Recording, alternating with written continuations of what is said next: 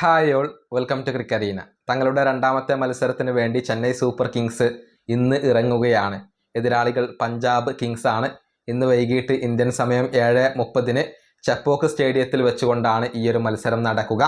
ആദ്യ മത്സരത്തിൽ രാജസ്ഥാൻ റോയൽസിനോട് പരാജയപ്പെട്ടതുകൊണ്ട് തന്നെ CSKയുടെ ഒരു തിരിച്ചുവരവാണ് ഇന്ന് ആരാധകർ പ്രതീക്ഷിക്കുന്നത്. ഏതായാലും ചെന്നൈ സൂപ്പർ കിങ്സിന്റെ പോസിബിൾ ലൈനപ്പ് എങ്ങനെയാകും അത് നമുക്കൊന്ന് പരിശോധിക്കേണ്ടതുണ്ട്. ഡിവാൾഡ് ബ്രവിസ് കളിക്കുമോ എന്നുള്ളതാണ് ആരാധകർക്ക് അറിയേണ്ടത്. ESPN, ക്രിക്കിൻഫോ ഉൾപ്പെടെയുള്ള മാധ്യമങ്ങൾ പറയുന്നത് ഇന്നത്തെ മത്സരത്തിൽ ബ്രവിസ് കളിക്കാൻ സാധ്യതയില്ല എന്നുള്ളതാണ്.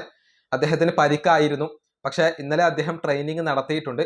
പക്ഷേ നല്ല രൂപത്തിലൊന്നും ട്രെയിനിങ് നടത്തിയിട്ടില്ല. ചെറിയ രൂപത്തിലുള്ള ട്രെയിനിങ്ങുകൾ മാത്രമാണ് നടത്തിയിട്ടുള്ളത്. ഇന്നത്തെ മത്സരത്തിൽ ബ്രവിസ് കളിച്ചേക്കില്ല എന്നാണ് എല്ലാ മാധ്യമങ്ങളും റിപ്പോർട്ട് ചെയ്തിട്ടുള്ളത്. അങ്ങനെ വരുമ്പോൾ CSKയുടെ 11 എങ്ങനെയാകും അത് പരിശോധിക്കാം. സഞ്ജു സാംസണും രുതുരാജ് ഗൈക്വാദും തന്നെയായിരിക്കും ഓപ്പൺ ചെയ്യുക.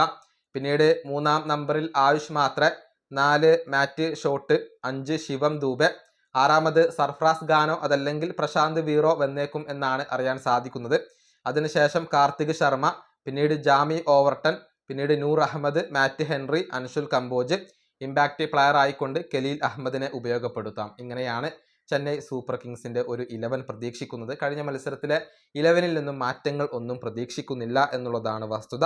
ഇനി PB കാസിന്റെ കാര്യത്തിലേക്ക് വരുമ്പോൾ അവരുടെ ഒരു പോസിബിൾ ലൈനപ്പ് കൂടി നമുക്കൊന്ന് പരിശോധിക്കാം.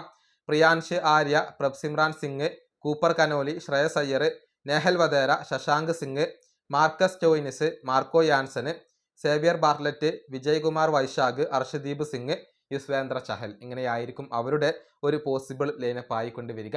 ഡിവാൾഡ് ബ്രവിസ് CSKക്ക് വേണ്ടി കളിക്കില്ല എന്നുള്ളത് ഏറ്റവും പ്രധാനപ്പെട്ട കാര്യമാണ്. ഇനിയിപ്പോൾ അടുത്ത ഞായറാഴ്ച RCBക്കെതിരെ CSK കളിക്കുന്നുണ്ട്. അത് ചിന്നസ്വാമി സ്റ്റേഡിയത്തിൽ വെച്ചുകൊണ്ടാണ്. ആ മത്സരത്തിലെങ്കിലും ബ്രവിസ് തിരിച്ചു വരണേ എന്നുള്ള ഒരു പ്രാർത്ഥനയിലാണ് CSKയുടെ ആരാധകരുള്ളത്.